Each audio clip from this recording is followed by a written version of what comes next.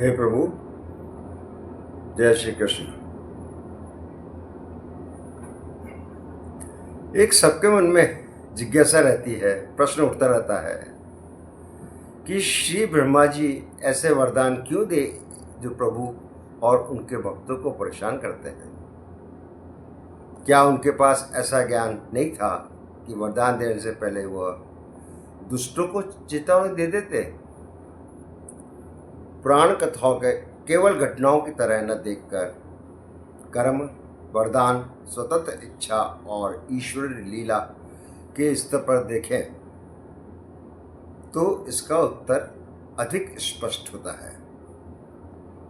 पहली बात, ब्रह्मा जी प्राय किसी को उसके चरित्र के कारण वरदान नहीं देते, बल्कि उसकी तपस्या और साधना के फल के रूप में दे देते हैं।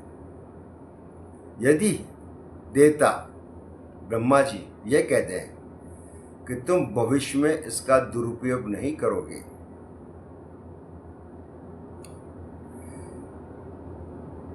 और दुरुपयोग करोगे तब तुम्हारी तपस्या का फल नहीं मिलेगा, ऐसा करने से तो कर्म फल की निष्पक्ष व्यवस्था जो है वो प्रभावित हो जाएगी। अतः प्रभु वरदान के साथ साथ बंधन नहीं देते।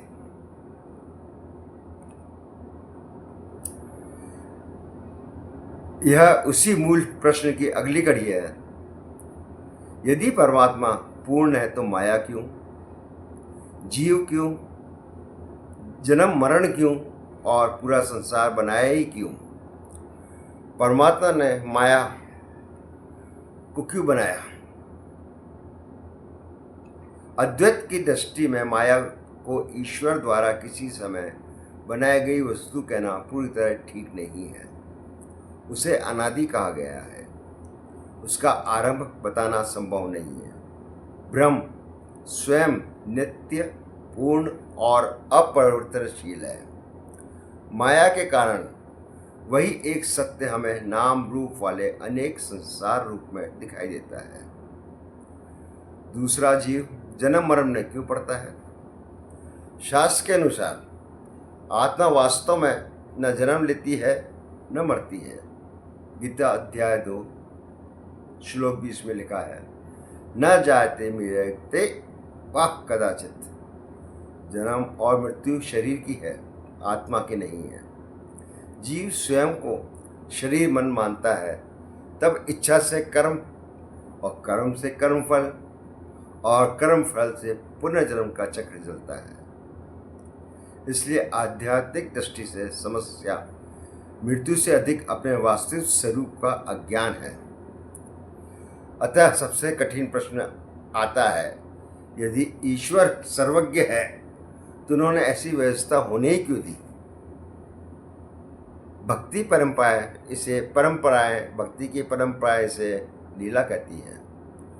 भगवान किसी कमी को पूरा करने के लिए सृष्टि नहीं करते। जैसे सूर्य प्रकाश देने के लिए किसी लाभ की अपेक्षा नहीं करता, वैसे ही परम सत्ता की अभिव्यक्ति स्वाभाविक मानी जाती है। इस जगत में जीव को अनुभव, कर्म और अंततः परमात्मा की ओर लौटाने की स्वतंत्रता प्राप्त होती है। लेकिन एक सुंदर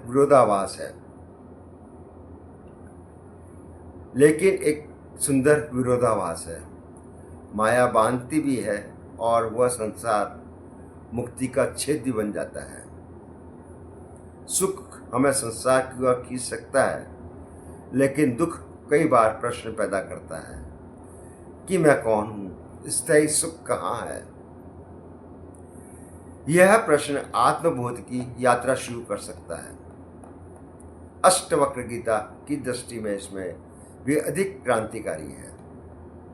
वह मानो कहती है, वास्तव में आत्मा कभी बंधी ही नहीं थी।